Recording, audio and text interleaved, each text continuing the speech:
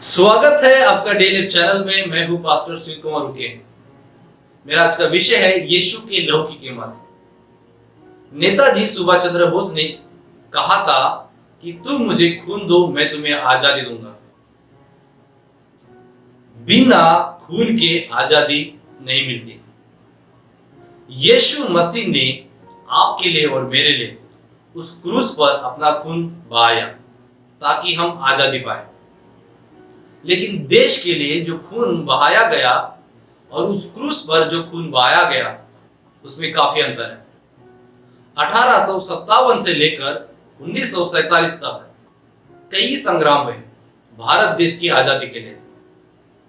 लेकिन हम जब ये देखते हैं कि न जाने कितने संग्राम हुए, लेकिन इसके लिए हर बार हमेशा हर एक विजय के लिए खून बहाया गया। इस देश की आजादी के लिए जो खून बहाया गया और यीशु मसीह का जो क्रूस पर खून बहाया गया उसमें काफी अंतर है। वो खून बार बार संग्राम के लिए दिया जाता था और यीशु मसीह का खून क्रूस पर एक बार हमेशा के लिए दिया गया। किसी भी चीज की कीमत यदि आपको तय करनी है वो उसके मूल्य से की जाती है। आज इस दुनिया में धन की कीमत है, दौलत की कीमत है, यहां तक कि देखिए समय की भी कीमत है। समय बहुत ही मूल्यवान है।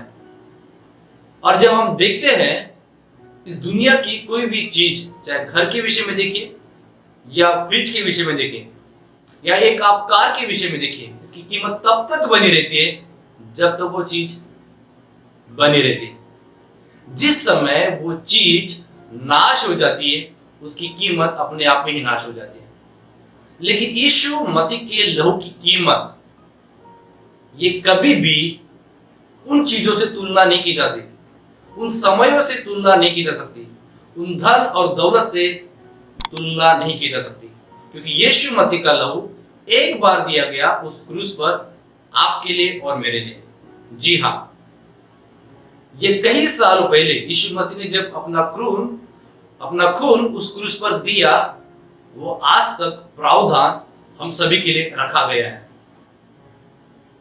भूतकाल में जिन लोगों ने यीशु मसीह के लहू पर विश्वास किया, यीशु मसीह के किए कार्यों पर विश्वास किया, उन्होंने अपने पापों से, अपने श्रापों से, अपनी गरीबियों से आजादी पाई। वर्तमान में यदि आप आज भी यीशु मसीह के लहू पर ईमान लाते हैं, उसके किए हुए कार्य पर ईमान लाते हैं, आज आप अभी भी उस पापों से नजात पा सकते हैं, उस शापों से नजात पा सकते हैं। या हमारे आने वाली नई पीढ़ी भी जब कभी उस प्रबंधन पर विश्वास करे जो क्रूस पर किया गया है, वो तभी भी नजात पा सकते हैं। यीशु की कीमत जो लहू से आती है वो हमेशा बरकरार रहती है। वो भूतकाल, वर्तमान काल और भविष्य काल से बदलते नहीं रहती है, ये हमेशा सेम रहती है।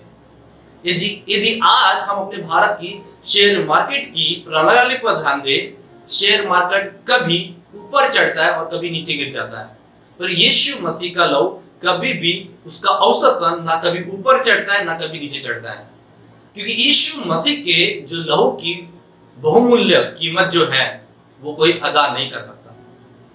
आपके मूल्य क्या है या मेरी मूल्य क्या है? आपके आंखों की कुछ कीमत हो सकती है, आपकी किडनी की कुछ कीमत हो सकती है। आप अपने शरीर के अंग अंग को यदि बेच भी दे उसकी कुछ कीमत हो सकती है। आप अपनी कीमत क्या समझते हैं? मैं अपनी कीमत क्या समझता हूं? लेकिन बाइबल कहती है कि यीशु मसीह की आंखों के सामने आपकी और मेरी कीमत बहुत अधिक है।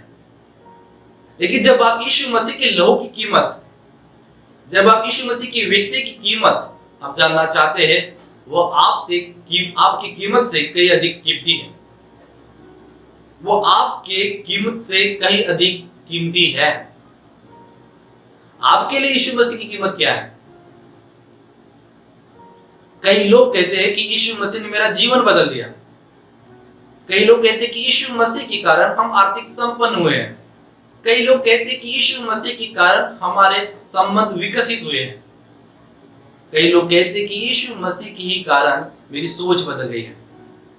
आप यीशु मसीह की कीमत क्या तय करते हैं? भूतकाल की इतिहास की कलीसिया यह बयान करती है कि यहूदा इस्करियोती ने यीशु मसीह के लहू की कीमत 30 चांदी के सिक्कों में की। यहां तक कि वो 30 चांदी के सिक्के असल में यीशु मसीह की लहू की कीमत कदापि नहीं कर सकते थे। ये बहुत ही बेकार कोशिश की गई थी। और क्या हुआ?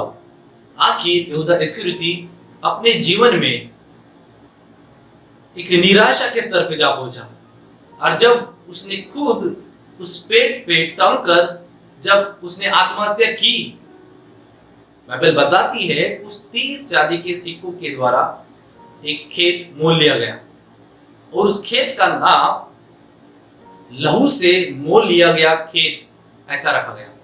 पर असल में क्या यीशु मसीह की लहू की कीमत वो खेत कदापि हो सकता है? नहीं। क्या आप कभी भी यीशु मसीह की लहू की कीमत तय कर सकते? नहीं। आप जब कभी किसी भी वस्तु की या जब कभी किसी व्यक्ति की कीमत तय नहीं कर सकते, वो वाकई में वस्तु या व्यक्ति अपने आप में बहुमूल्य है। जी हाँ, यीशु के लहू की कीमत। आज भारत सरकार की यदि हम देखेंगे, कई नौजवानों की, कई शहीदों की वो कीमत तय करती है, पर यीशु मसीह के लहू की कीमत कोई तय नहीं कर सकता। या तो कि यीशु मसीह से आप यदि सवाल पूछते कि आप अपने लहू की कीमत क्या तय करते हैं? यीशु मसीह की लहू की कीमत यह है, वो कहता है आजादी। पर यह ऐसी आजादी नहीं है जो 1857 में लड़ी जाए और आपको कुछ समय के आजादी मिल जाए और फिर आप फिर से अंधेरे में आ जाए। पर यीशु मसीह की लहू की कीमत ऐसी है जो आपके जीवन में आजादी तो लाती है, वो एक बार और हमेशा के लिए। यीशु मसीह की जो लहू की कीमत आती है, उसका ग्राफ कभी भी ऊपर और नीचे नहीं होता है। पर भारत की आमदनी पर यदि उसकी प्रणाली पर हम ध्यान दें, शेयर मार्केट की ग्राफ ऊपर नीचे हो सकती है या मनुष्य की सोच ऊपर नीचे हो सकती है, पर परमेश्वर की लहू की कीमत या परमेश्वर की कीमत हम मनुष्य कदापि नहीं कर सकते।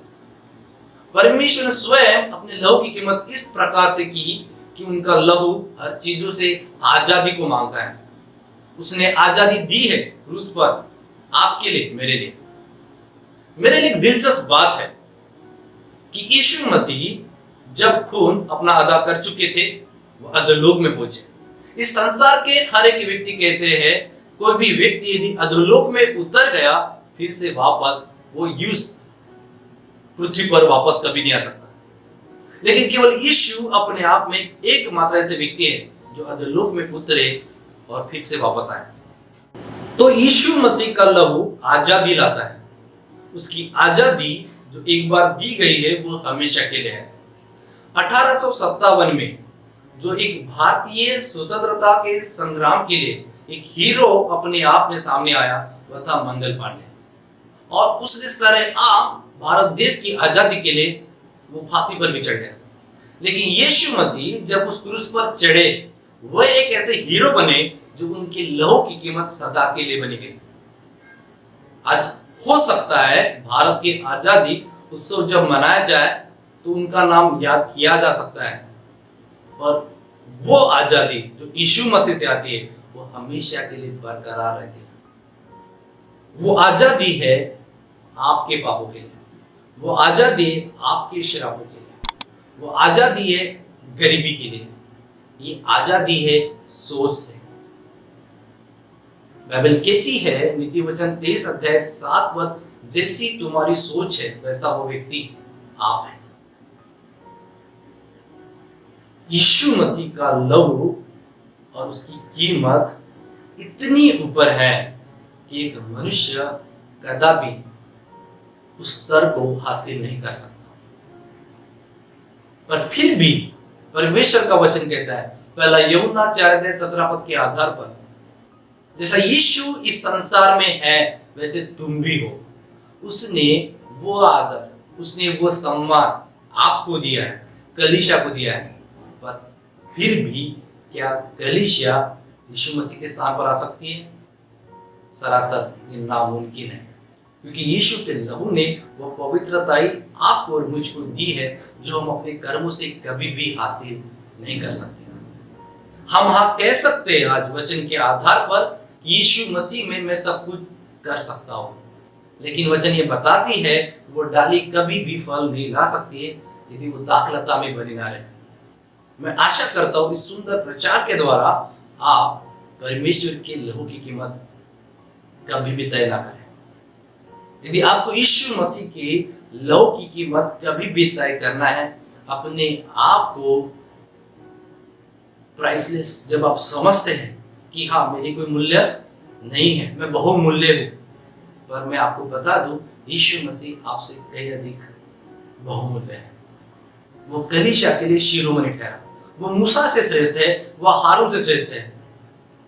उस जीवित पुत्र की हम प्रशंसा करें, उस मेमने की हम प्रशंसा करें जो परमेश्वर के लिए, उस अपने पिता के लिए, इकलौते पिता के लिए महिमा को लाता है। God bless you.